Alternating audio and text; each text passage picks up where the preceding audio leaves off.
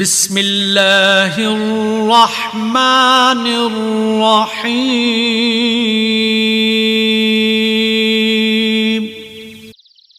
میرے پیارے بھائیوں، زلزلے کیوں آتے ہیں؟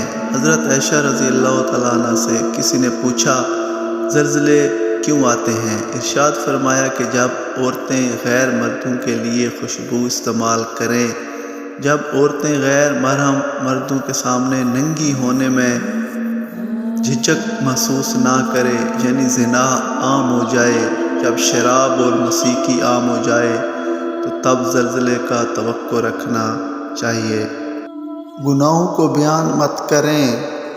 نبی کریم صلی اللہ علیہ وسلم نے ارشاد فرمایا، میری امت کے تمام لوگوں کے گناہ اللہ تعالیٰ بخش دیں گے، سوائے ان لوگوں کے جو گناہ کر کے لوگوں کو فخر سے بتائیں کہ ہم نے یہ گناہ کیا ہے۔ پیارے احباب گرامی، ہم آپ کے لیے بہت سی پیاری حدیثیں پیش کرتے ہیں، پلیز سبسکرائب کر دیا کریں۔ سبسکرائب کرنے میں کیا جاتا ہے؟ رسول اللہ صلی اللہ علیہ وسلم نے فرمایا، دو چیزیں ہیں جنہیں انسان ناپسند کرتا ہے، وہ موت کو ناپسند کرتا ہے، حالانکہ موت مومن کے لیے فتنے سے بہتر ہے، اور مال کی کمی کو ناپسند کرتا ہے، حالانکہ مال کی کمی حساب کو کم کر دے گی۔ حضرت حذیفہ رضی اللہ تعالیٰ عنہ کہتے ہیں کہ میں اپنے گھر والوں پر زبان درازی کرتا تھا، لیکن اپنے گھر والوں کے سوا کسی اور سے زبان درازی نہ کرتا تھا۔ میں نے اس کا ذکر نبی کریم صلی اللہ علیہ وسلم سے کیا تو آپ نے فرمایا، تم استغفار کیوں نہیں کیا کرتے؟ تم ہر روز 70 بار استغفار کیا کرو۔ شکر کی توفیق نعمت سے بڑھ کر ہے۔ حضور نبی کریم صلی اللہ علیہ وسلم نے فرمایا، جب اللہ رب العزت بندے کو کوئی نعمت عطا فرماتا ہے اور وہ بندہ اس نعمت کے ملنے پر الحمدللہ کہتا ہے تو بندے نے جو شکر ادا کیا وہ اسے ملنے والی نعمت سے افضل ہوتا ہے۔ میرے بھائیوں، ایمان کی دولت قسمت والوں کو ملتی ہے۔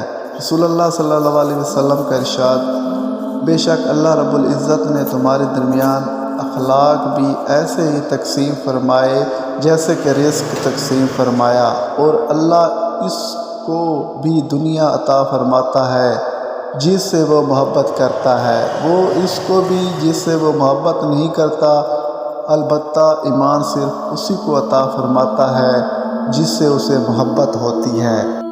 دوسری حدیث میں آتا ہے کہ جس نے فجر کی نماز ترک کی اس کے چہرے سے نور ختم کیا جاتا ہے، جس نے ظہر کی نماز ترک کی اس کی روزی سے برکت ختم کر دی جاتی ہے، جس نے عصر کی نماز ترک کی اس کے بدن سے طاقت ختم کر دی جاتی ہے، جس نے مغرب نماز ترک کی اس کو اولاد سے کوئی فائدہ حاصل نہیں ہوگا، جس نے عشاء کی نماز ترک کی اس کی نیند سے راحت ختم کر دی جائے گی۔ اگر بیوی سوئی ہوئی ہو تو اس کو جگا دینا درست نہیں۔ حدیث پاک کا فرمان ہے، اگر بیوی سوئی ہوئی ہو تو بلا وجہ اس کو جگا دینا سنت کے خلاف ہے۔ سیدنا عائشہ صدیقہ رضی اللہ تعالیٰ عنہ فرماتی ہیں کہ میں سوئی ہوئی تھی، اللہ کے حبیب صلی اللہ علیہ وآلہ وسلم بستر سے بہت ایسا سے نیچے اترے اور پھر جوتا پہنے بغیر ننگے پاؤں چلے تاکہ آواز نہ ہو۔ جب میں نے پوچھا کہ اے اللہ کے رسول، آپ نے ایسا کیوں کیا؟ فرمایا، عائشہ تم سو رہی تھی تو میرا جی چاہ کہ تمہاری نیند میں خلل نہ آئے۔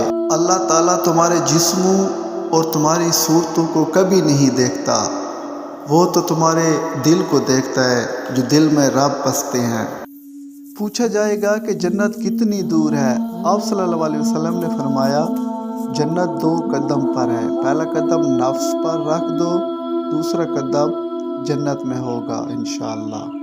حضرت علی رضی اللہ تعالیٰ عنہ کا فرمان ہے، جاہل کے سامنے عقل کی بات مت کرو، کیونکہ وہ پہلے باز کرے گا اور پھر اپنی ہار دیکھ کر دشمن بن جائے گا۔